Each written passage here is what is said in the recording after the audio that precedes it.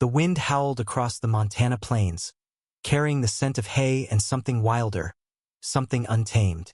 I stood frozen at the edge of the ranch, my boots sinking into the dusty earth, heart pounding like it was trying to break free. I'd come to escape the city, but what I found here would unravel me in ways I never saw coming. My name is Ethan Carter, a 27-year-old graphic designer from Seattle, chasing a break from the grind of deadlines and concrete. My old college buddy, Luke Hammond, had invited me to his family's sprawling ranch in Montana, a place he described as God's country, with a side of whiskey and hard work. I'd laughed, picturing myself playing cowboy for a week, maybe riding a horse or two.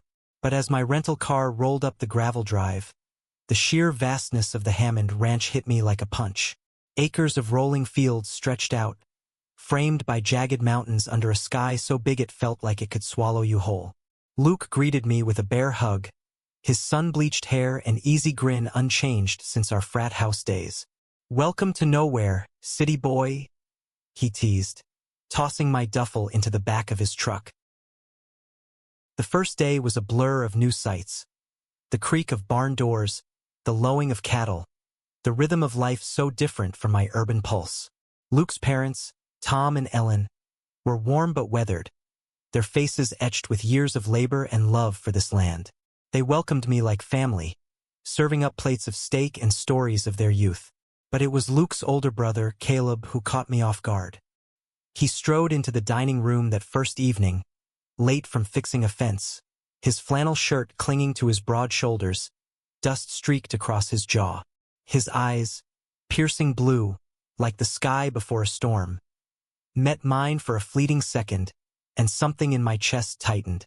He nodded, barely speaking, but that glance felt like a spark in dry grass.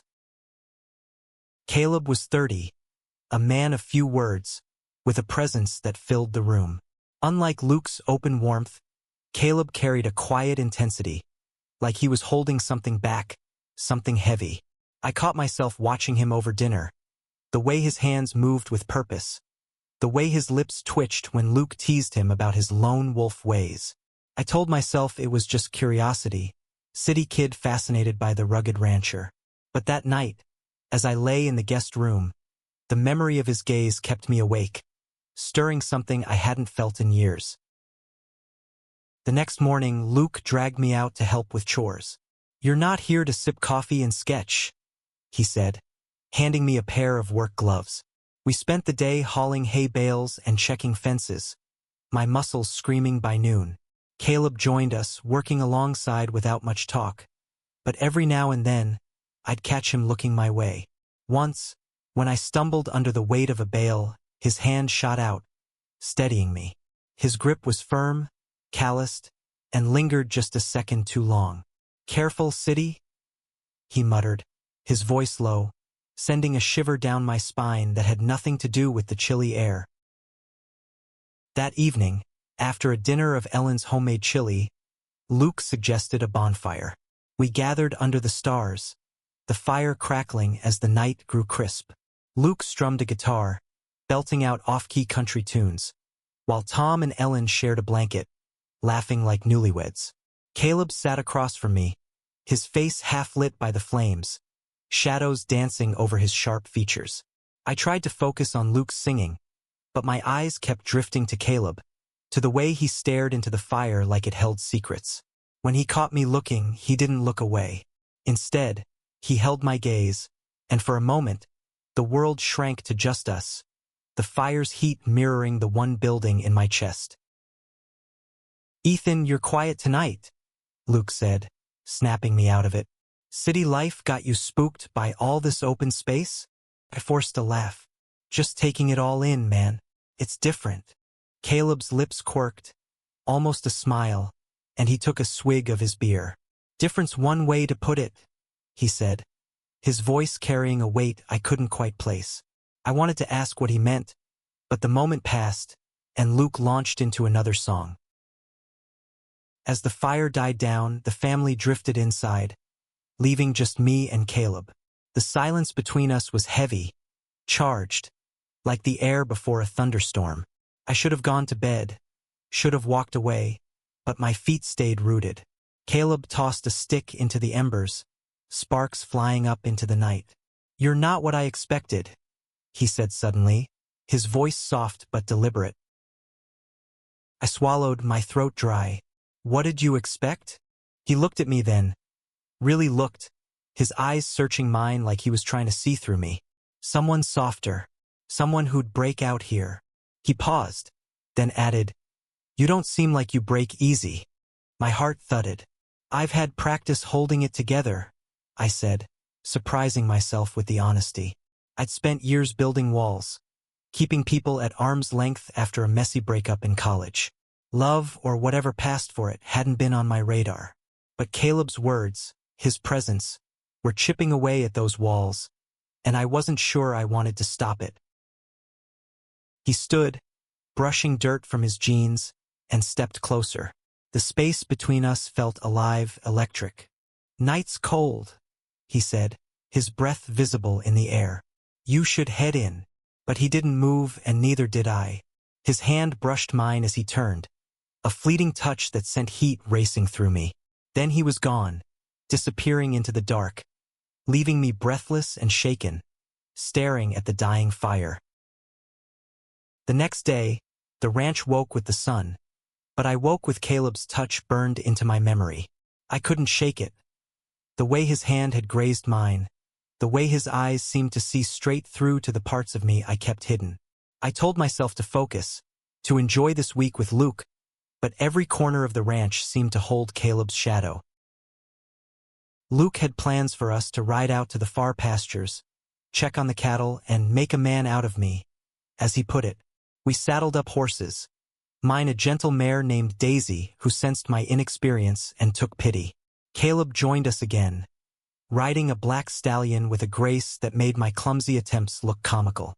"Keep your heels down, Ethan," he called over his shoulder, his tone teasing but not unkind.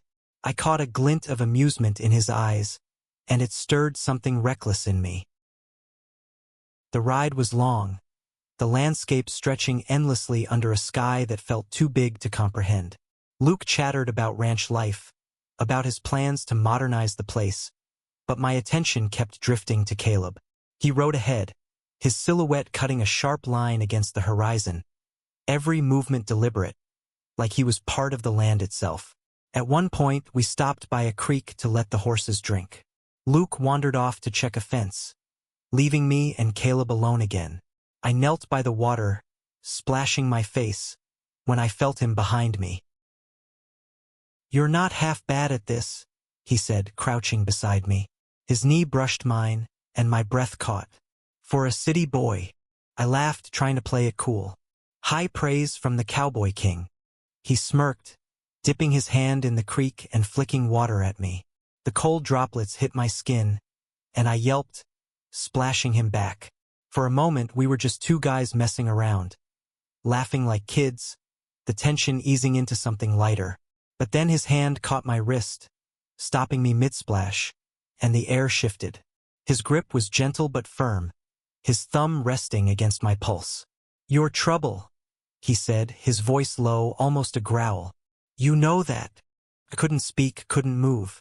His eyes held mine, and I saw it, the same pull I felt mirrored back. But before I could say anything, Luke's voice rang out, calling us back. Caleb let go, standing quickly, and the moment shattered.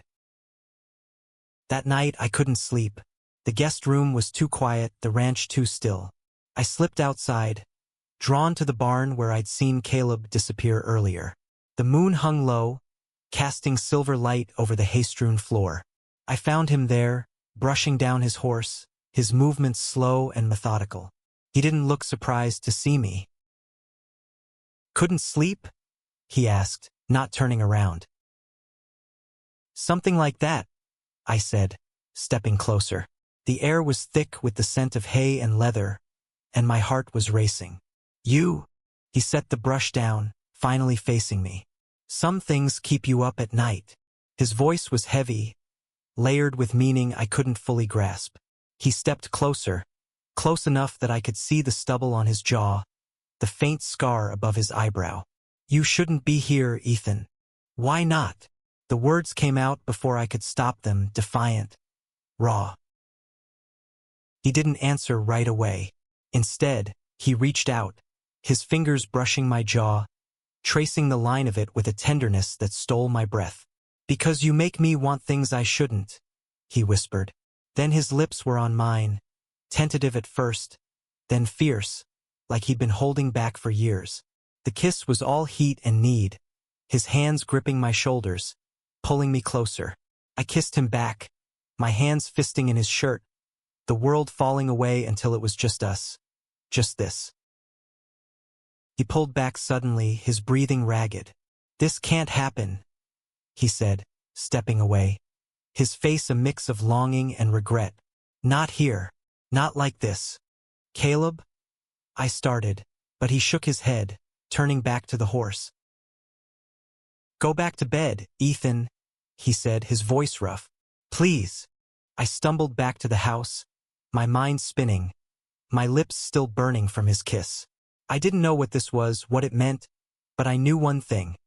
I wasn't leaving this ranch the same man I'd been when I arrived. The days that followed were a tightrope walk of stolen glances and unspoken words. Caleb avoided me, throwing himself into work with a ferocity that seemed almost desperate. I tried to keep up with Luke, to lose myself in the rhythm of ranch life, but every task, every moment, was haunted by that kiss. It was reckless, dangerous, and yet I couldn't stop wanting more. Luke noticed something was off. "You okay, man?" he asked one afternoon as we repaired a gate. "You've been quiet. Ranch life too much for you?" I forced a smile. "Just adjusting. It's a lot." He clapped my shoulder, oblivious to the storm inside me. "You'll get the hang of it. Caleb's been weird too. Must be something in the water." My stomach twisted at the mention of Caleb. I wanted to ask Luke about him, about the man who seemed to carry the weight of the world in his silence, but I didn't dare. Instead, I threw myself into the work, hoping physical exhaustion would dull the ache in my chest. But the ranch had other plans. One evening, a storm rolled in, dark clouds swallowing the stars. Luke and I were in the barn when Caleb burst in, soaked to the bone, his face grim. "Calves stuck out in the north field," he said. "Fence broke. We need to move." The three of us rode out into the rain, the wind whipping at our faces. Lightning cracked the sky, illuminating Caleb's determined expression. We found the calf tangled in wire, shivering and scared. Caleb worked quickly, his hands steady despite the chaos, cutting the wire and freeing the animal. I held the flashlight, my heart pounding as I watched him, his strength and focus cutting through the storm like a beacon. When the calf was safe, we rode back, drenched and exhausted. Luke headed to the house, but Caleb lingered in the barn, shaking water from his hat. I stayed, unable to walk away. "You're good at this," I said, my voice barely audible over the rain. He looked at me, his eyes dark with something I couldn't name. "I've had to be," he said. "This place doesn't forgive mistakes." I stepped closer, reckless again. "What about us? Was that a mistake?" His jaw tightened, and for a moment, I thought he'd walk away. But then he grabbed me, pulling me into the shadows of the barn, his lips crashing into mine. This kiss was different, desperate, hungry, like he was fighting himself as much as he was kissing me. My hands found his face, his stubble rough under my fingers, and I poured everything into that moment.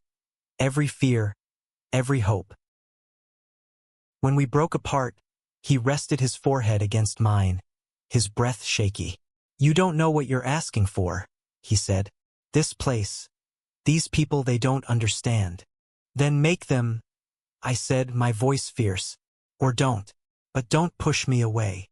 He looked at me, his eyes raw with conflict. "I've spent my life hiding, Ethan. Out here, you don't get to be this." He gestured between us, his voice breaking. "I don't know how to do this." "Then we figure it out," I said, my heart racing. "Together." He didn't answer, but his hand lingered on my arm, a silent promise. The storm raged outside, But in that moment, we were the only calm in the chaos. The next morning, the storm had passed, leaving the ranch glistening under a tentative sun. But the tension between Caleb and me only grew, a fragile thread stretched tight. We moved through the days like dancers avoiding a misstep, our interactions limited to brief glances and careful words. Luke remained blissfully unaware, his chatter a constant backdrop to the unspoken drama unfolding. One afternoon, while Luke was in town picking up supplies, I found Caleb in the tack room, organizing gear with a focus that bordered on obsession. I hesitated, then stepped inside.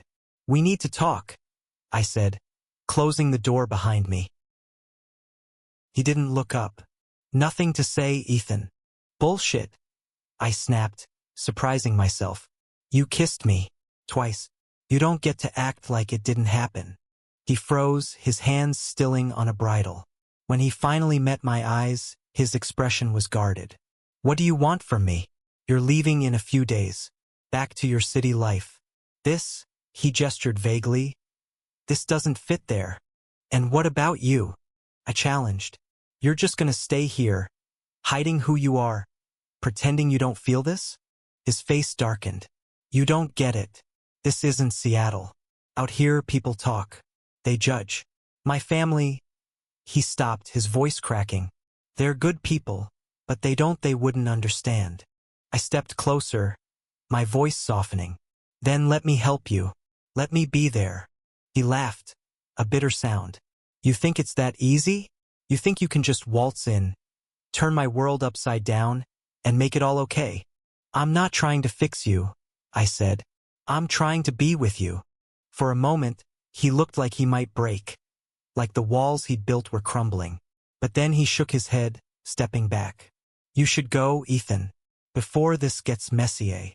I wanted to argue, to fight for him, but the look in his eyes stopped me. It wasn't just fear. It was shame, deep and raw.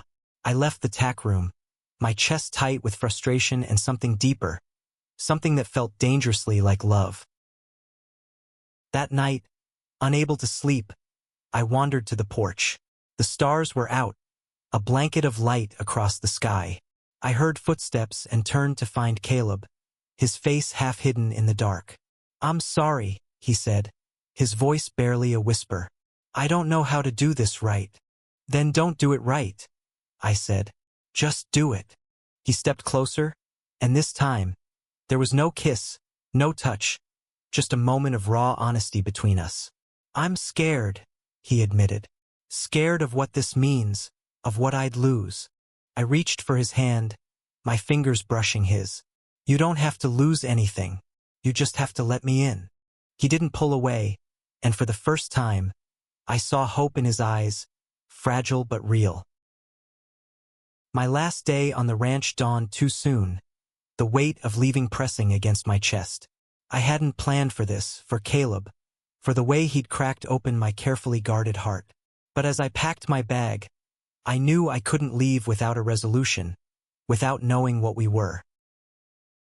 Luke drove me to the airport, his chatter filling the silence, but my mind was on Caleb. He'd been distant all morning, working in the fields, avoiding me. I wanted to believe it was fear, not rejection, but doubt gnawed at me. As we reached the airport, Luke hugged me, promising to visit Seattle soon. I nodded, my throat tight, and watched him drive away. I was about to check in when I heard my name. I turned, and there was Caleb standing in the terminal, his hat in his hands, looking out of place among the travelers. My heart leapt. "What are you doing here?" I asked, stepping toward him. "I couldn't let you go," he said, his voice rough. "Not without saying something." We moved to a quiet corner, the bustle of the airport fading around us. "I've spent my whole life doing what's expected," he said. "Staying quiet, staying safe. But you make me want to be brave." I reached for him, my hand finding his. "Then be brave. Come with me, or let me come back. We'll figure it out." He looked at me, his eyes searching mine. "My family, this ranch, it's my world. But you're part of it now. I don't know how, But I want to try. I smiled, tears stinging my eyes. That's enough for me. He pulled me into a hug, his arms strong and sure, and for the first time I felt like we were starting something real. We didn't have all the answers, how to bridge his world and mine, how to face the challenges of a love that didn't fit neatly into either of our lives. But we had a beginning, a promise to try. As I boarded my flight, I looked back at Caleb, standing tall in the terminal, his eyes locked on mine. The ranch had changed me, but his touch, his courage, had given me something more. A reason to believe in love, in second chances, in the beauty of being seen. And as the plane took off, I knew I'd be back, not just for the ranch, but for him.